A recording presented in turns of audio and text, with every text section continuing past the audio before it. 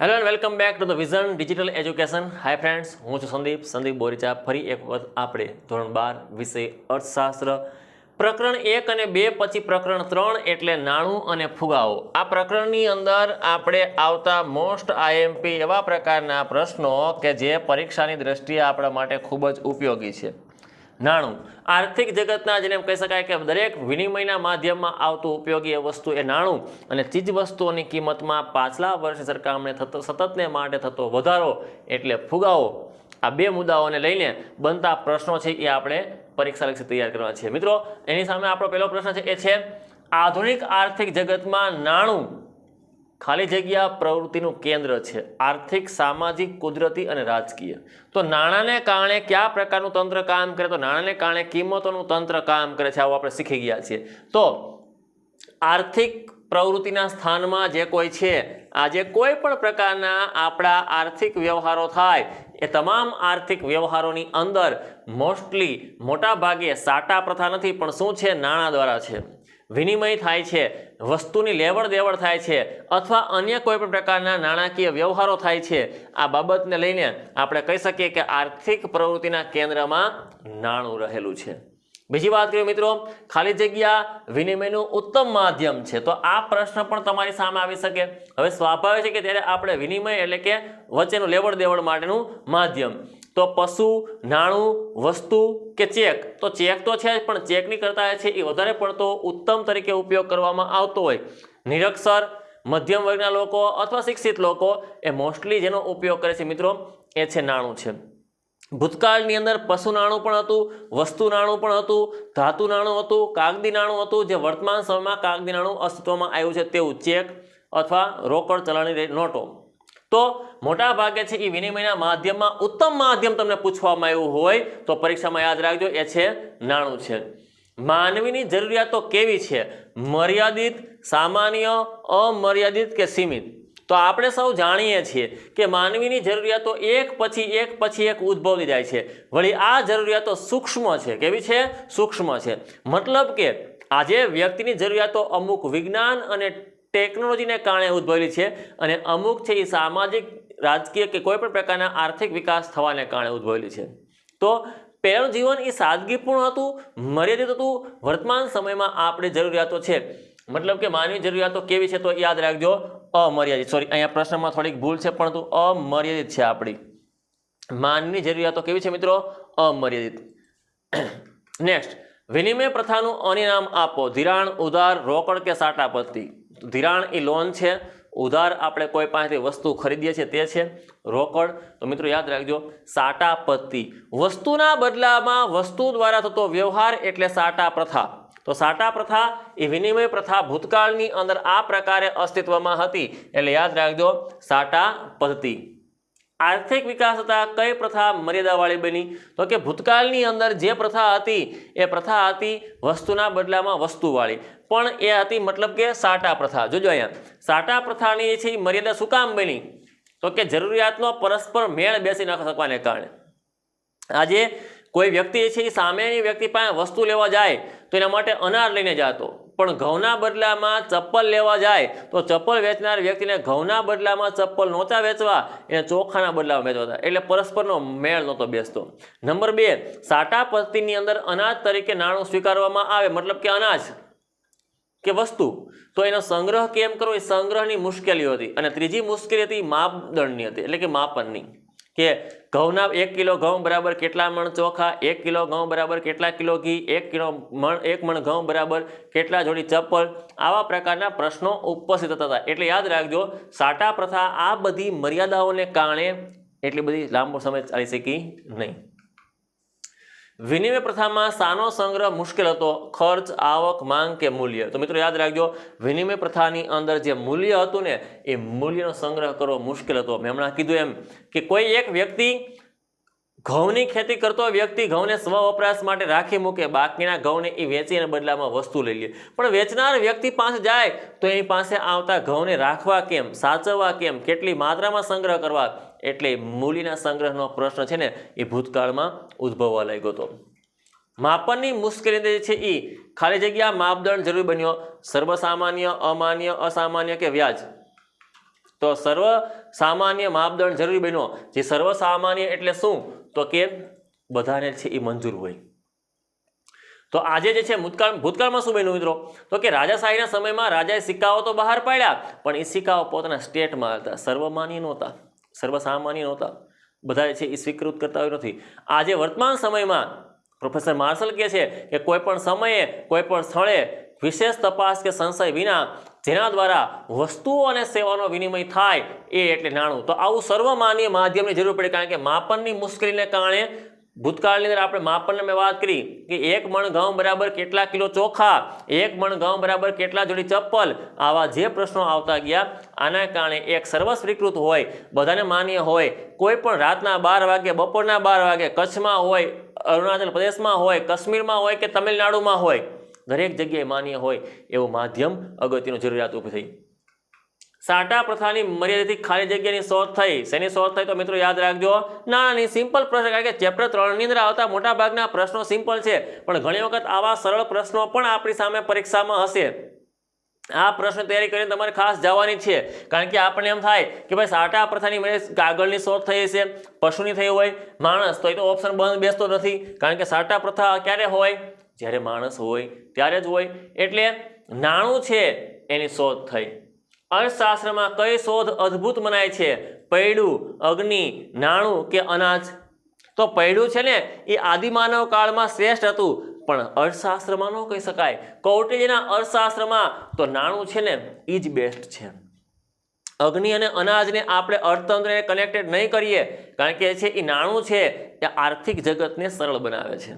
આર્થિક જગતના નાણાકીય વ્યવહારો, જેને કહી શકાય કે અર્થતંત્રના આવતા ફેરફારો કે વ્યવહારો સરળ બનાવવા માટે નાણું બેસ્ટ સાબિત થાય છે. પશુ, ગાય, ભેંસ ખાલી જગ્યા માધ્યમ તરીકે માન્ય હતા. અનાજ, શાકભાજી, દૂધ કે વિનિમય? તો યાદ રાખજો મિત્રો, પ્રશ્નની અંદર આપણે યાદ રાખીશું વિનિમય. ભૂતકાળની અંદર એમના દ્વારા પણ વસ્તુઓની લેવડ દેવડ થતી હતી, પણ પ્રશ્ન એ હતો કે જો પશુ દ્વારા કોઈ વસ્તુની ખરીદી કરવામાં આવે કે પશુને જે છે એ મૂલ્યના માપન તરીકે રાખવામાં આવે, તો પશુ અમુક ટાઈમે મૃત્યુ પામે, બીમાર પડે, એમની હેરફેર માટે માણસ રાખવા પડે, વળી અમુક હદથી વધુ પશુને સાચવવા એ ભૌતિક રીતે અગવડતા ભર્યું સાબિત થાય. એટલે પશુધન છે ને, પશુ તરીકેનું ચલણ હતું ને, એ પણ મર્યાદાવાળું જ રહ્યું છે. એટલે ભૂતકાળમાં યાદ રાખજો કે ગાય, ભેંસ, ઘોડા, ઊંટ, બકરી આ બધા માધ્યમ હતા, પણ ગાય, ભેંસ છે એ શેના માધ્યમ બન્યા? વસ્તુ ખરીદવા માટેના, વિનિમયના માધ્યમ બન્યા. નેક્સ્ટ, સિક્કાની શરૂઆતમાં કઈ વ્યવસ્થામાં થઈ? તો કે સિક્કાઓ શરૂઆતમાં કયા તબક્કામાં હતા? તો કે રાજાશાહીમાં હતા, લોકશાહીમાં, સામંતશાહી કે નોકરશાહી? ચાલો આ બેને સાઈડમાં કરી નાખશું આપણે, કે આની અંદર જે છે એ કનેક્ટેડ નથી. રાજાશાહીના સમય દરમિયાન સિક્કાઓ બહાર પાડવાનું ચલણ શરૂ થયું, પણ મેં શરૂઆતમાં કીધું એમ કે રાજાશાહીના સિક્કાઓ છે ઘણી વખત એમના સ્ટેટ પૂરતા જ સીમિત રહેતા હતા. અન્ય સ્ટેટમાં જ્યારે આપણે પ્રવેશ કરીએ તો એ સિક્કાઓ કદાચ ન પણ ચાલે, આવું પણ બનતું. ભારતમાં પ્રાચીન કાળમાં કોને ધન તરીકે માનવામાં આવતું? અહીંયા છે એ પ્રાણી, પશુ, પક્ષી નામ આપ્યા છે: મોર, સિંહ, ગાય, હાથી. અગાઉનો પ્રશ્ન તમે અભ્યાસ કરી ગયા હોય, આ પ્રશ્ન તમારી સામે આવી શકે. તો મોટા ભાગના તમે જોશો ને તો પાલતુ પશુ નથી કે પક્ષી નથી. હાથી કહી શકાય, પણ વધુ પડતું જે છે પાલતુ પ્રાણી તરીકે ઉપયોગ કરવામાં આવતું કે પાલતુ પશુ હોય તો એ ગાય છે. એટલે ગાયને ધન તરીકે સ્વીકારવાની પ્રથા શરૂ થઈ. યાદ રાખજો મિત્રો, ભારતમાં પ્રાચીન કાળમાં કોને ધન તરીકે? તો એમાં યાદ રાખીશું ગાય. ઘણી વખત ભેંસ પણ હોઈ શકે, પાલતુ પશુનું નામ હોઈ શકે. નાણાંનું કાર્ય કરે તે એટલે કોણ? તો કે તે એટલે નાણું. નાણાંનું કાર્ય કોણ કરે? તો કે નાણાંનું કાર્ય નાણું. અથવા આમ તો બેન્કિંગ સિસ્ટમમાં આ પ્રશ્ન ઘણી વખત પ્રશ્ન પરીક્ષાની દ્રષ્ટિએ એટલે બધો ઉપયોગી નથી. અર્થશાસ્ત્રની બુકમાં આપણને આ પાઠ્યપુસ્તકમાં આપ્યો છે, પરંતુ વર્તમાન સમયમાં મોટા ભાગે નાણાંનું કાર્ય છે એ બેન્કિંગ સેવામાં આવે છે. નાણું સર્વ સ્વીકૃત છે, બહિષ્કૃત છે, અછૂત છે કે પછાત છે? તો નાણું સર્વ સ્વીકૃત છે. નાણું બધાને માન્ય છે. નાણાંથી જે છે એ આર્થિક જગત આખે આખું ચાલે છે. ભૂતકાળમાં સાટા પ્રથામાં જે મર્યાદા હતી એ મર્યાદાઓને નાણું દૂર કરે છે. નાણું સર્વ સ્વીકૃત હોવાથી અમાન્ય, વિશ્વસનીય, રાજકીય કે કરમુક્ત છે? તો નાણું સર્વ સ્વીકૃત હોવાને કારણે નાણું એ બેસ્ટ છે, મતલબ કે વિશ્વસનીય છે, ટ્રસ્ટેબલ છે. આજે કોઈ પણ વ્યક્તિ જે છે એ સામેવાળી વ્યક્તિને જે છે એ વસ્તુ આપે છે તો સામેવાળો એને નાણું આપે છે તો વિશેષ સંશય કોઈ પણ પ્રકારની શંકાઓ કર્યા વિના એના દ્વારા વસ્તુઓની લેવડ દેવડ થાય છે. એટલે મિત્રો યાદ રાખીશું, નાણું એ કેવું છે તો કે નાણું છે એ રાજકીય નથી ને કરમુક્ત નથી. નાણું શું છે? વિશ્વસનીય છે. ખાલી જગ્યા આપણા આર્થિક વ્યવહારને સરળ બનાવે. કુટુંબ, મા બાપ, નાણું કે મિત્રો અર્થશાસ્ત્રનો અભ્યાસ કરતા હોય અને આર્થિક બાબત લખી હોય તો એમાં આપણે સામાજિક બાબતનો એડ ન કરી શકાય. આ શબ્દો છે એ સમાજની હારે છે. કુટુંબ, મા બાપ અને મિત્રો એ કેવી બાબત છે? સામાજિક બાબત છે. પણ એ શબ્દમાં જ લખ્યું છે. આપણે અર્થશાસ્ત્રી હોવાને કારણે કે અર્થશાસ્ત્રનો અભ્યાસ કરતા હોવાને કારણે આર્થિક વ્યવહાર લખ્યું છે. સામાજિક વ્યવહાર લખ્યું હોત ને તો કુટુંબ, મા બાપ કે મિત્રો આવી શકે, પણ આર્થિક વ્યવહારમાં મિત્રો યાદ રાખજો નાણું આવશે. નાણાં દ્વારા ખાલી જગ્યા ચૂકવણીઓ કરી શકાય. પ્રારંભિક, હાજર, કૌટુંબિક કે વિલંબિત. નાણું છે ને એ ભવિષ્યના સોદાઓની ચૂકવણીનું માધ્યમ પણ બને છે. વર્તમાન સમયમાં આપણે વસ્તુઓ ખરીદીએ છીએ પણ એની રકમની ચૂકવણી આપણે ભવિષ્યમાં કરી આપીશું એવું વચન કે બાંહેધરી આપે છે. અથવા આપણે હપ્તેથી લઈ અને અમુક રકમ ભરી બાકીની રકમ કટકે કટકે ભરી દેશું એટલે વિલંબિત ચૂકવણી. વર્તમાન સમયમાં આપણે વસ્તુ ખરીદીએ છીએ, લોન ઉપર વસ્તુ લઈએ છીએ પણ એની રકમ આગામી વર્ષ દરમિયાન ચૂકવી આપશું એવા પ્રકારનું આપણે વચન આપીએ છીએ તો વિલંબિત ચૂકવણીનું માધ્યમ પણ બને છે. સામેવાળો વેપારી છે એ આપણને વસ્તુ આપી પણ દે છે કારણ કે ભવિષ્યમાં એ આપણને રકમ આપી જશે. જો પશુધન હોય ને તો પશુધનમાં આ સમસ્યા મર્યાદાવાળી પ્રોબ્લેમ આવશે. કેમ કે આજે વસ્તુ લીધી પછી ભવિષ્યમાં એ ચલણ ચાલતું હોય કે ન ચાલતું હોય એની કોઈ ગેરંટી કહી શકાય નહીં. મધ્યસ્થ બેંક, ભારતીય મધ્યસ્થ બેંક અથવા તો reserve bank of India through દ્વારા જે ચલણ બહાર પાડવામાં આવે છે એ ભવિષ્યના સોદાઓની ચૂકવણીનું માધ્યમ પણ બને છે. એટલે વિલંબિત યાદ રાખીશું. નાણું એ ખાલી જગ્યા અભ્યાસ માટેનું મહત્વનું છે. વાયદાત્મક, તાર્કિક, તુલનાત્મક અને ભાવાત્મક. નાણું છે ને એ કોઈ પણ બાબતની શું કરી આપે તો કે નાણું છે એ કોઈ પણ બાબતની તુલના કરી આપે. કોની સામે કેનું મૂલ્ય કેટલું. 100 રૂપિયા આપો, 2 રૂપિયાની વસ્તુ ખરીદો તો બદલામાં તમારે 98 રૂપિયા પાછા આવશે. દરેકનું મૂલ્ય કેવું છે કે દરેકનું મૂલ્ય અલગ અલગ પ્રકારનું છે. તો આપણે તુલના એની છે એ સરખામણી કરી શકે, સાપેક્ષતા આપણે બતાવે છે. એટલે નાણું એ કેવું અભ્યાસ માટે મહત્વ બને તો કે તુલનાત્મક. ફુગાવો એ કેવી સમસ્યા છે? આર્થિક. ફુગાવો એટલે મોંઘવારી. મિત્રો યાદ રાખજો, ફુગાવાનો સીધો અર્થ થાય છે મોંઘવારી અથવા સામાન્ય રીતે ભાવ વધારો. સામાન્ય પ્રજા ફુગાવાને ભાવ વધારો માને છે અને વાત પણ સાચી છે. ફુગાવો એટલે ભાવ વધારો, પણ અર્થશાસ્ત્રની ફુગાવો એ અનેક પ્રકારે અલગ અલગ રીતે સાબિત કરવામાં આવ્યો છે. જ્યારે વસ્તુની માંગ અને વસ્તુનો પુરવઠો છે એ વસ્તુની માંગ વધુ હોય પણ વસ્તુનો પુરવઠો ઓછો હોય, આવા સમય દરમિયાન વસ્તુની કિંમતમાં થતો વધારો એને આપણે ફુગાવો કહીએ છીએ. ફુગાવો એક એવી સમસ્યા છે, આર્થિક, સામાજિક, રાજકીય કે ધાર્મિક. તો ફુગાવો છે ને એ આર્થિક સમસ્યા છે અને નાણાકીય ઘટના છે. યાદ રાખજો, ફુગાવો એ ખાલી જગ્યા સમસ્યા છે અને ખાલી જગ્યા ઘટના છે. આવો પ્રશ્ન હોય તો એમાં 2 ઓપ્શન બનતા હોય, આર્થિક અને નાણાકીય. ફુગાવો એ આર્થિક સમસ્યા છે અને નાણાકીય ઘટના છે. અર્થતંત્રમાં ઉદ્ભવતી સમસ્યા છે પણ એ ઘટના ઘટે છે કોને કારણે તો એ નાણાંને કારણે ઘટે છે. નાણાંનો પુરવઠો જ્યારે બજારમાં વધવા લાગે છે ત્યારે આ સમય દરમિયાન દરેક લોકોના હાથમાં આવતું નાણાંથી લોકો વસ્તુની ખરીદી કરે છે. વસ્તુની ખરીદ થવાથી વસ્તુની માંગ વધે છે. વસ્તુની માંગ વધવાથી વસ્તુના ભાવ વધે કેમ કે એનો પુરવઠો ઘટતો હોય છે. એટલે આ સ્થિતિમાં ફુગાવો આર્થિક સમસ્યા છે અને નાણાકીય ઘટના છે.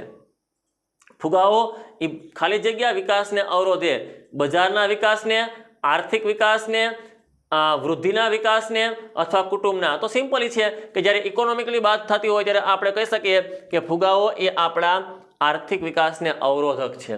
દેશનો ઇકોનોમિકલ ડેવલપમેન્ટ થતું હોય એ સમય દરમિયાન વસ્તુની કિંમતો સતતને માટે વધતી હોય તો આર્થિક વિકાસ પીછેહઠ કરશે. એટલે યાદ રાખજો, ફુગાવો એ આર્થિક વિકાસને અવરોધક છે. ફુગાવામાં કઈ સપાટી વધે? માંગણીની, વસ્તુની, ભાવની કે બજારની? સિમ્પલ છે, ફુગાવો એટલે ભાવ વધારો હોય તો ફુગાવાના સમય દરમિયાન વસ્તુની કિંમતોમાં સતતને માટે ઉમેરો થાય એટલે ફુગાવાને કારણે ભાવ વૃદ્ધિની સમસ્યા ઉત્પન્ન થાય છે. વસ્તુના પુરવઠા કરતાં વસ્તુની માંગ વધે તો શું સર્જાય? જો યાદ રાખજો, પુરવઠા કરતાં માંગ, તો પુરવઠો એટલે વસ્તુનો જથ્થો. હવે એની માંગ તો કે લોકોને કેટલા પ્રમાણમાં ડિમાન્ડ કરે છે, વસ્તુને ખરીદવા માટે પ્રયાસો કરી રહ્યા છે. જ્યારે પુરવઠા કરતાં માંગ વધુ હોય, રોજ બને છે ને વસ્તુ એની કરતાં રોજ ખરીદનારા લોકો વધુ પ્રમાણમાં છે. જે પ્લાન્ટની અંદર, કારખાનાની અંદર કે જે જગ્યાએ નિર્માણ છે, આ નિર્માણ થયેલી વસ્તુ છે જે રોજની બની રહી છે એની કરતાં એને ખરીદનારા લોકોની સંખ્યા વધી રહી છે. એટલે પુરવઠા કરતાં માંગ વધે તો ફુગાવો સર્જાય. ફુગાવો એટલે મોંઘવારી.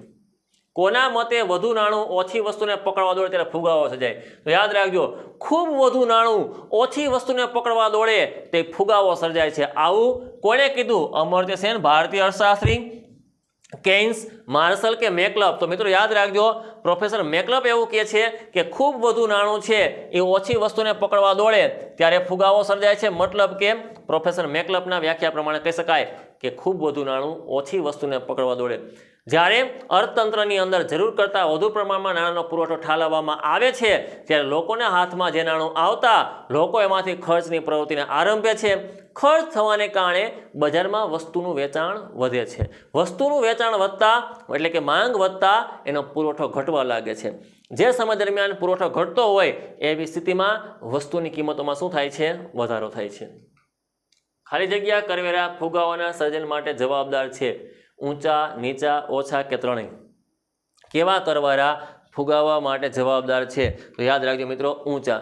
ઘણી વખત જીએસટીને કારણે, ગુડ્સ એન્ડ સર્વિસ ટેક્સ, આવા પ્રકારની વસ્તુઓ પર કરવેરો લાગે, વસ્તુને સેવાઓ પર, તો ઓટોમેટિકલી વસ્તુની કિંમતો વધે છે. તો યાદ રાખજો, ખૂબ ઊંચા દરે વધતા કરવેરા ફુગાવાને સર્જે છે. ભારત લગભગ પોતાની જરૂરિયાતની કેટલા ટકા પેટ્રોલિયમ પેદાશની આયાત કરે છે? તો ભારતમાંથી બનતા પેટ્રોલથી આપણે માંડ કહી શકાય એવા થોડા ઘણા લોકોની જરૂરિયાતને સંતોષી શકીએ. બાકીનું આપણે ક્રૂડ ઓઇલ, કાચું તેલ વિદેશમાંથી મંગાવીએ છીએ અને એને રિફાઇન કરી અને ઇન્ડિયાની જરૂરિયાતોને આપણે સંતોષીએ. પણ આવું કેટલા ટકા? તો 70% જે છે એ આપણે ખનિજ તેલની આયાત કરીએ છીએ. એટલે પેટ્રોલિયમ પેદાશની કેટલા ટકા? 70%. લાંબા ગાળાની અછતથી શું સર્જાય? તો ગરીબી, બેકારી, મોંઘવારી કે ફુગાવો? પણ આ બંને શબ્દો એક સમાન છે મિત્રો. અહીંયા ઓપ્શનમાં આપણી સામે થોડુંક ભૂલ છે. લાંબા ગાળાની અછતથી જે છે એ શું સર્જાશે? ફુગાવો. એટલા માટે કે જ્યાં સુધી જે છે એ વસ્તુનો પુરવઠો ઉપલબ્ધ હોય ને ત્યાં સુધી વસ્તુની કિંમતો વધતી નથી. પણ જેવો અછતની સ્થિતિ સર્જાય, મતલબ કે દેશમાં ઉપયોગમાં લેવાલા એક વસ્તુની વિદેશમાં નિકાસ કરી નાખી હોય, કાં તો પછી વસ્તુનું ઉત્પાદન ઇન્ડિયામાં ઓછું થયું હોય, કૃષિજન્ય પેદાશ હોય તો એનું વાવેતર ઓછી પ્રમાણમાં થયું હોય, આવી સ્થિતિ દરમિયાન વસ્તુની અછત સર્જાય. ઘણી વખત છે વેપારી, નિર્માતા કે વિક્રેતા જાતે કરીને ભવિષ્યમાં ભાવ વધવાના છે એવી અફવા કે અટકળને આધીન અમુક વસ્તુનો સંગ્રહ કરે છે. આના કારણે પણ બજારમાં ઊભી થતી કૃત્રિમ અછતને કારણે પણ ફુગાવો વેગ પકડી શકે. વેચાણ થતી વસ્તુના ભાવોના સરેરાશ એટલે શું થાય? માંગ સપાટી, ભાવ સપાટી, બજાર સપાટી કે પુરવઠો? વેચાણ થતી વસ્તુના ભાવોની સરેરાશ, તો મિત્રો યાદ રાખશું, ભાવ સપાટી. ભાવ સપાટીમાં સતતને માટે થતો વધારો એટલે ફુગાવો. વેચાણ માટે જોજો, વેચાણમાં વસ્તુઓના ભાવમાં સતતને માટે સરેરાશ, ભાવના સરેરાશનો વધારો એટલે ભાવ સપાટી. તો ફુગાવાનું પહેલું લક્ષણ એ છે કે ફુગાવાના સમય દરમિયાન ભાવ સપાટીમાં સતતને માટે વધારો થાય. આ સમય દરમિયાન નાણાંની ખરીદ શક્તિ ઘટે છે. નેક્સ્ટ, વસ્તુ સેવાના વિનિમય દ્વારા આવક ખર્ચની પ્રવૃત્તિ એટલે કેવી પ્રવૃત્તિ? કે આર્થિક પ્રવૃત્તિ, ખર્ચ પ્રવૃત્તિ, સેવા પ્રવૃત્તિ કે વિનિમય પ્રવૃત્તિ? તો આ યાદ રાખીશું આપણે. આ છે એ છે આર્થિક પ્રવૃત્તિ છે. કેવી? તો કે વસ્તુઓ અને સેવાઓ, ગુડ્સ એન્ડ સર્વિસ, આ બંનેને જે છે એ લેવા માટે કે વેચવા માટે આવક અને ખર્ચ કરવામાં આવે તો આવી પ્રવૃત્તિને આર્થિક પ્રવૃત્તિ કહેવાય. અર્થશાસ્ત્રમાં બે પ્રકારની પ્રવૃત્તિ હોય, એક આર્થિક પ્રવૃત્તિ અને એક બિન આર્થિક પ્રવૃત્તિ. આર્થિક પ્રવૃત્તિ એટલે કે વળતર કે આવકની અપેક્ષાએ કરવામાં આવતી પ્રવૃત્તિ એ આર્થિક પ્રવૃત્તિ છે. જ્યારે જે કોઈ કામ કરવામાં આવે છે પણ એમાં બદલાની અંદર કોઈ આવક પ્રાપ્ત કરવાની કોઈ ઈચ્છા નથી, તો અર્થશાસ્ત્રમાં એને સેવા પ્રવૃત્તિ કહી શકાતી નથી. એવી પ્રવૃત્તિને કહેવાય છે બિન આર્થિક પ્રવૃત્તિ. કોઈ સમાજ સેવાના કાર્ય હોય, માતા પોતાના બાળકનો ઉછેર કરે છે, અથવા કોઈ વ્યક્તિ ગરીબ લોકોને, નિસહાય જેને કહી શકાય એવા લોકોને કોઈ પણ પ્રકારનો રૂપિયો પણ લીધા વિના મદદ કરે છે, આવી પ્રવૃત્તિને કહેવાય બિન આર્થિક પ્રવૃત્તિ. નાણાંના કુલ કેટલા પ્રકાર છે? તો મિત્રો યાદ રાખશું, નાણાંના કુલ 6 પ્રકાર છે. કેટલા પ્રકાર? 6. અહીંયા 6 પ્રકારમાં તમને પ્રશ્ન પૂછો કે નીચેનામાંથી કયો નાણાંનો પ્રકાર નથી, તો યાદ રાખજો, વસ્તુ, પશુ, ધાતુ, કાગદી, પ્લાસ્ટિક અને છઠ્ઠું આવે બેંક.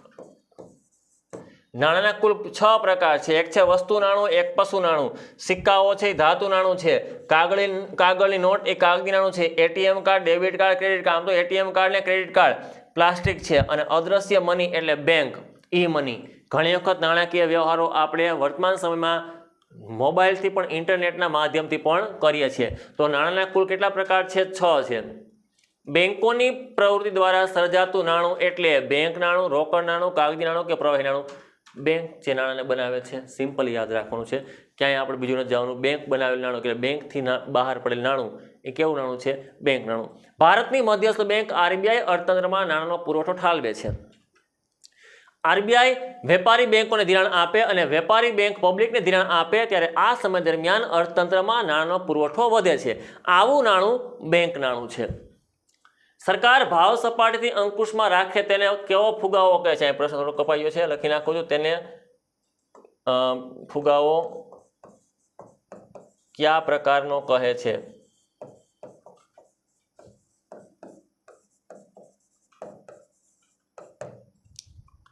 જો સરકારે ભાવ સપાટીને અંકુશમાં રાખવા માટે સબસિડી આપેલી હોય કે અથવા તો કહી શકાય કે વસ્તુની કિંમતોને છે જાળવી રાખેલી, દબાવી રાખેલી હોય, બજારમાં આ સમય દરમિયાન ભાવ વધતા નથી, એવી સ્થિતિને આપણે દાબેલો ફુગાવો કહીએ છીએ. કેવો ફુગાવો કહેશું? દાબેલો ફુગાવો. ભાવ સપાટીને અંકુશમાં રાખવા માટે પ્રાઇવેટમાં વેચાતી વસ્તુની સરખામણીએ સરકાર વસ્તુઓ આપે છે. અનાજ, કેરોસીન, ખાંડ, તેલ, ચોખા, આ પ્રકારની જે વસ્તુઓ આપે છે એનાથી ભાવ સપાટીને સ્થિર રાખવા માટે કે કંટ્રોલમાં રાખવા માટે જે ભાવ અંકુશ રાખેલ છે એવો ફુગાવો છે એ છે દાબેલો ફુગાવો છે. ઓકે મિત્રો, અહીંયા થેન્ક યુની સ્લાઇડ આવી છે. પ્રકરણ 3 છે ને, એ પ્રકરણ 3માં મોસ્ટલી આટલા પ્રશ્નો કરી લેશો અથવા તો બહુ નાનો ચેપ્ટર છે. 3 ચેપ્ટર માત્ર નાણું અને ફુગાવો 2 ઉપર ચર્ચા કરી છે 12મા ધોરણમાં. તો આ પ્રકરણ તમે ક્લિયર કરી લેશો એટલે લગભગ મોસ્ટલી આમાં આવતા બધા પ્રકારના પ્રશ્નો ક્લિયર થઈ જશે. આપણે આજનો લેક્ચર આપણે સમાપ્ત કરીએ છીએ. ધન્યવાદ.